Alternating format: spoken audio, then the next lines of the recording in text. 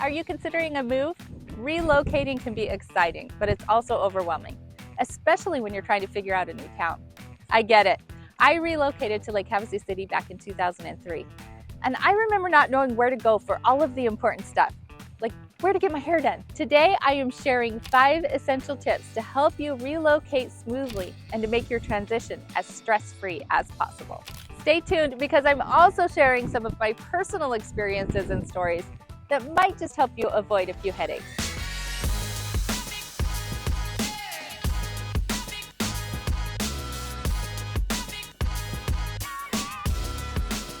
If this is your first time on the channel and you want to know everything there is to know about living in Lake Havasu City, then hit that subscribe button below and tap the bell for notifications. You will be the first to know about all of the latest market updates in the city. My name is Christina and I am with the Horton team at Realty One Group Mountain Desert. And we get calls every day from folks just like you. So whether you're planning on making a move in 9 days or 9 months, don't hesitate to reach out. All of our information is in the description box below, and we would be delighted to help you make a smooth move to Lake Havasu City. Now let's dive into what makes Lake Havasu so special. Okay, tip number 1, adjusting to a new area. One of the first things that you'll need to do when relocating is adjust to your new area. That includes figuring out where to go for everything. Doctors, grocery stores, coffee, things like car maintenance, and most importantly, probably the number one thing that almost every female asks me, where do I get my hair or my nails done? Well, I got you, girl. We'll get you hooked up. But start by doing your research online or joining local community Facebook groups. These groups are gold mines for recommendations and reviews. Trust me, locals are more than willing to share their favorites, and they'll probably tell you where not to go as well. But let's talk safety for a minute. Now, before you move, you're probably also concerned about crime in the area. You can check out all of the crime statistics using tools like crimegrade.org. And here in Lake Havasu, we have a relatively low crime rate, which was a big draw for me when I chose to move here. And then there's the weather. Lake Havasu is all about sunshine. So we average 290 days of sunshine a year. That's great, but it also means that you need to stay hydrated and protect yourself from the heat. I mean, summers can get well over 110 degrees. So water and sunscreen are your best friends. Another thing about adjusting is just leave your heavy winter gear behind, unless you plan on visiting colder places. I actually kept my full-length, fur-lined suede jacket for the longest time, just because I loved it. But it just sat there collecting dust. So I will tell you, I did finally donate it. But speaking of essentials, don't forget to set up your utilities in your name before you arrive. You don't want to roll into town on a 115-degree day and find out that there's no air conditioning. That's a quick way to rethink all of your life choices. And while we don't have hurricanes or tornadoes here, we do have a monsoon season. Flash floods can happen quickly, and they are no joke. If you are new to the area, never cross running water on the roads. It can actually sweep your car away before you realize what's happening. In fact, if you go down in Phoenix, they have something called a stupid driver ticket. If you ignore all the warnings and you try driving through standing water and then you end up needing rescuing, you could actually get a pretty hefty fine for it. And after moving from Washington, I figured that I could handle just about any amount of rain that they could throw at me. But it really is different and it happens very quickly, so you do want to be careful. Okay, let's talk essentials like groceries. Let me tell you, there is no Costco or Trader Joe's in Lake Havasu. So before you ask, let me just tell you that you might have to adjust your shopping routine. I know, I don't like it either. The nearest Costco is in Las Vegas or Phoenix. I know, my father-in-law actually wrote to the Costco Corporation explaining to them why they needed one in our area. I'll tell you, we never did get a response. So I'm still hopeful that that could happen one day in the future, but let me tell you, I'm not holding my breath. In the meantime, I have personally turned it into a fun day trip. We will drive out, stock up, catch a Vegas show or a concert, and just enjoy the journey. Okay, tip number 2, understanding the costs. Relocating isn't just about packing boxes and saying goodbye to your favorite coffee shop. There are costs that you might not think about, like moving trucks, professional movers, deposits, and even those pesky weather delays. And don't forget this important task. Change your address with the United States Postal Service, USPS.gov. They'll forward your mail from your old address to your new one, saving you from the horror of missing your Amazon packages. Oh, and while you're at it, also update your bank with your new address so you don't run into issues with your cards. Okay, so now let's talk logistics. Moving is a lot like hosting a wedding, I think. Unexpected expenses pop up everywhere.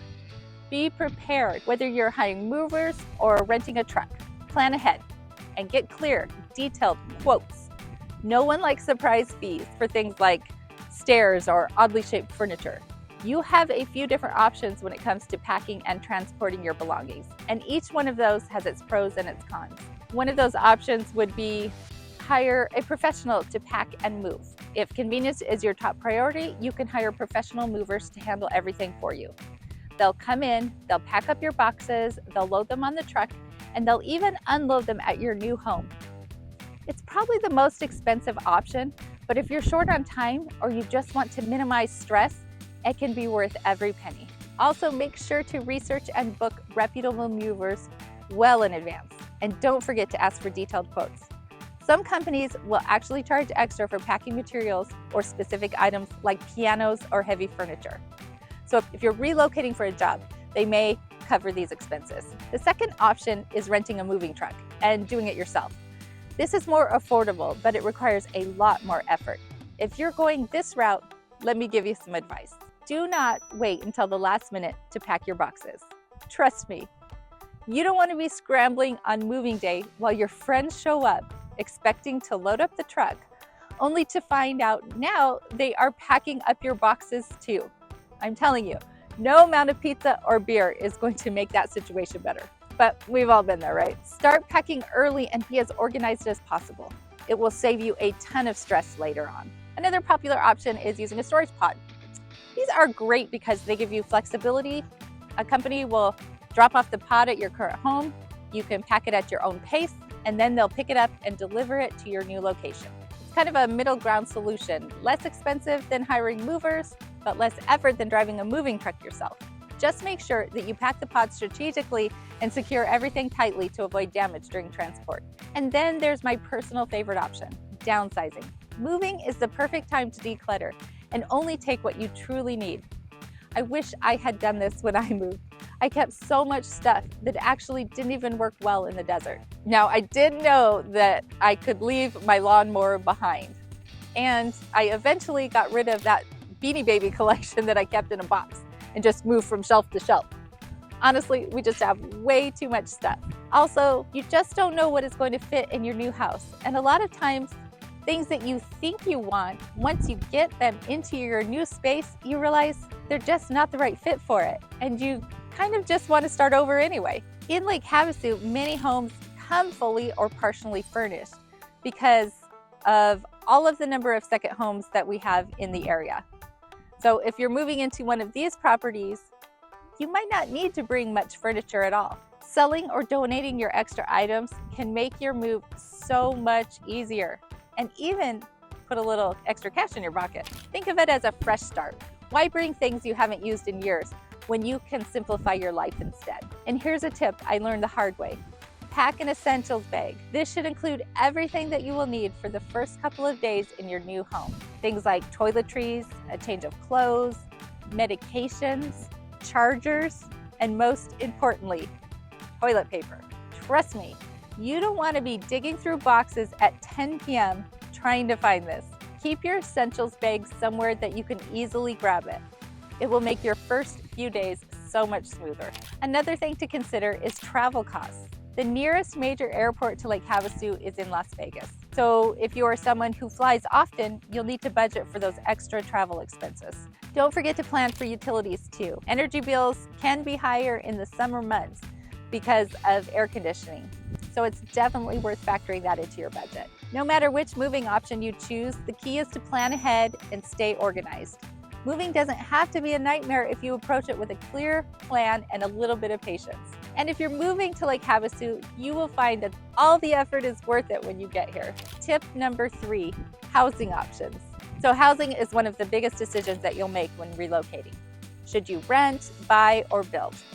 Renting first can give you time to explore the area and figure out what neighborhood feels right for you. If you're looking to buy, it's never too early to start talking to a local realtor. Even if your move is a year or two away, I always encourage people to reach out and start exploring your options. That way you can get a feel for resale value and which homes are in high demand. If you're thinking about building, I just want you to keep this in mind, that most builders in Lake Havasu have a timeline of at least a year. So make sure that that's going to work with your schedule. And here's another idea. If you're not planning to stay long-term, why not consider buying a property that would make a great rental? Lake Havasu is a popular vacation destination, so owning a rental property here could be a great investment for you. Tip number 4, the what-ifs.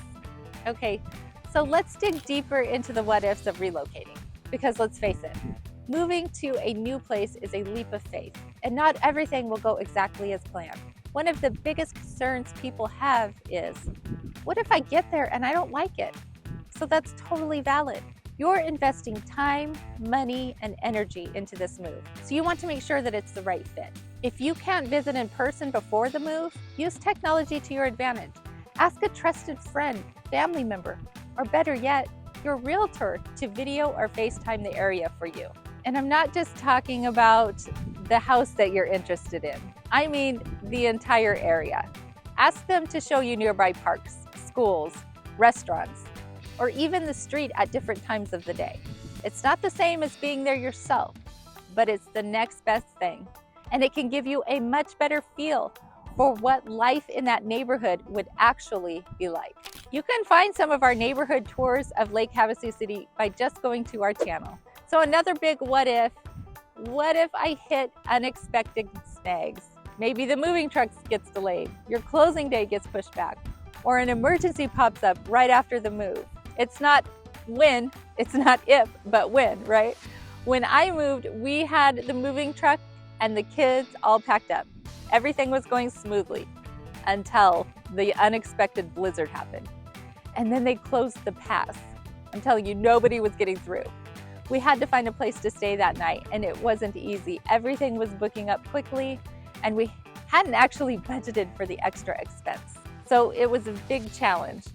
Instead of restaurants, we decided just to eat PB&Js the rest of the trip. But that's why I always recommend having an emergency fund. Ideally, you should set aside a few months worth of living expenses to cover things like temporary housing, extra travel costs, or repairs that you didn't plan for. And if that's not feasible for you, at least try to have money to put chains on the truck and get a hotel if you need to.